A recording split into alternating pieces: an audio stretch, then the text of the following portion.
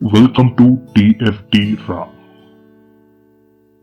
మనకి సినిమాల గురించి ఎంత తెలిసినా ఇంకా తెలియని విషయాలు ఉంటాయి. అది తెలుసుకుని మీకు చెప్పాలన్నదే టిఎఫ్టి రా ఉద్దేశం. ఈరోజు జానపద బ్రహ్మ బి విఠలాచార్య గురించి తెలుసుకుందాం. కాంతారావు సీనియర్ ఎన్టీ రామారావు గారి పాత సినిమాలు చూసుంటే మీకు విఠలాచార్య గారి సినిమాలు చూసి ఉంటారు. తెల్లదయ్యాలు, ఒక మనిషి రాయిగా మారిపోవటం, లేకపోతే పురుగులా మారిపోవటం, లేకపోతే జంతువులుగా మారిపోవటం, ఇలాంటివన్నీ ఆయన ప్రతి సినిమాల్లోనూ ఉంటాయి. విఎఫ్ఎక్స్ కి ముందే ఆయన ఇలాంటి ప్రాక్టికల్ ఎఫెక్ట్స్ చాలా చేశారు. విఠలాచార్య గారు 18 జనవరి 1920లో ఉడుపిలో పుట్టారు. చిన్నప్పటి నుంచి డ్రామాలంటే ఆయనకి పిచ్చి. విఠల్ గారి నాన్నగారు డాక్టర్ అవడంతో చాలా స్ట్రిక్ట్ గా ఉండేవారు. ఆయన చాలా మటుకు విఠల్ గారి ఇష్టాలని ఎక్కువగా కాదనడంతో ఆయన 9 ఏళ్లప్పుడే ఇంట్లో నుంచి పారిపోయారు. తెలుగు సినిమా స్టైల్లో చాలా రకరకాల పనులు చేసి ఒక ఉడుపి హోటల్ని కొనుక్కుని దాన్ని నిర్వహించారు. ఇదిలా ఉండగా అప్పటికి విఠలాచార్య గారికి గాంధీ గారంటే చాలా ఇష్టం. ఆయన పిలుపుకి విఠలాచార్య గారు క్విట్ ఇండియా మూవ్మెంట్ లో పాల్గొన్నారు. ఆ ఉద్యమంలో జైలుకు కూడా వెళ్ళారు. జైలు నుంచి తిరిగి వచ్చిన విఠలాచార్య గారికి ఇంకా ఏదో చెయ్యాలని అనిపించింది. అప్పటికి టూరింగ్ టాకీస్ బాగా నడవడం చూసి చిన్నప్పటి నుంచి డ్రామాల మీద ఉన్న ఇష్టంతో హోటల్ని తన తమ్ముడికి అప్పగించి ఆయన ఒక టూరింగ్ టాకీస్ ని డి శంకర్ సింగ్ అనే స్నేహితుడితో కలిసి నెలకొల్పారు. ఒక సినిమా హాల్ నుంచి ఆయన 4 సినిమా హాల్ స్థాపించే స్థాయికి ఎదిగారు. అందులో రిలీజ్ అయిన ప్రతి సినిమా చూసి ఫిల్మ్ మేకింగ్ టెక్నిక్స్ అన్నీ నేర్చుకున్నారు.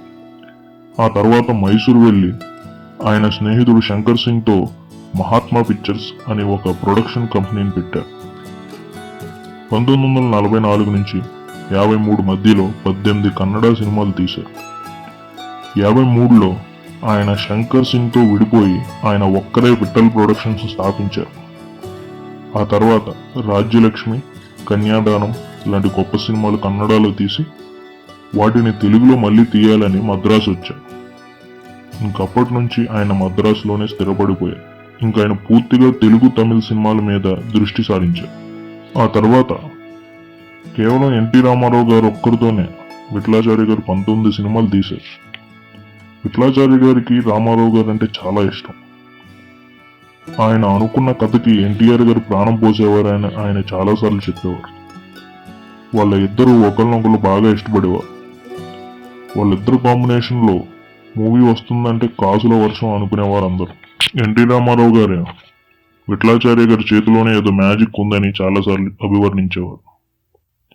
విఠలాచార్య గారు తీసిన సినిమాల్లో వరలక్ష్మి వ్రతం, మదన కామరాజు కథ, బందిపోటు, గురువుని మించిన శిష్యుడు, అగ్గిపిడుగు, మంగమ్మ శపథం, అగ్గిబరాట, చిక్కడు దొరకడు, కదలడు వదలడు, గండికోట రహస్యం, ఆలీబాబా 40 దొంగలు, జగన్మోహిని ఇలాంటి సినిమాలు తీసి తెలుగు వారికి చాలా దగ్గరయ్యారు. ఇలాంటి జానపద సినిమాల వల్ల ఆయనకు తెలుగువారు జానపద బ్రహ్మ అనే బిరుదును కూడా ఇచ్చారు. విఠలాచార్య గారికి డిసిప్లిన్, పంచువాలిటీ బాగా ఎక్కువ. ఎవరైనా సెట్లో లేటుగా వచ్చినా, డిసిప్లిన్ గా లేకపోయినా ఆయన తన సినిమాలో ఆ నటుణ్ణి రాయిగానో, పురుగుగానో, జంతువుగానో మార్చేసేవారని ఆయన సన్నిహితులు జోక్ చేసేవారు. 92లో వచ్చిన కదలి వచ్చిన కనకదుర్గ చిత్రం విఠలాచార్య గారి చివరి. 99లో విఠలాచార్య గారు స్వర్గస్థులయ్యారు. చిత్రం ఏంటంటే ఆయన ఎప్పుడూ బయట మాట్లాడింది లేదు. అందుకే ఆయన కన్నా ఆయన సినిమాలో దయ్యాలకి పేరు ఎక్కువ అని చెప్పి చాలా మంది అంటూ ఉంటారు.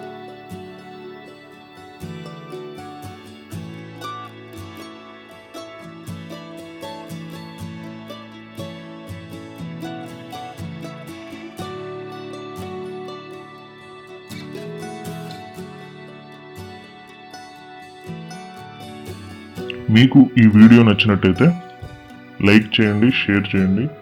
మీరు తప్పకుండా కామెంట్ చేయాలి. వీటన్నిటికి మించి మమ్మల్ని మీరు సపోర్ట్ చేయాలనుకుంటే కంపల్సరీ సబ్స్క్రైబ్ బటన్ నొక్కండి. Thank you.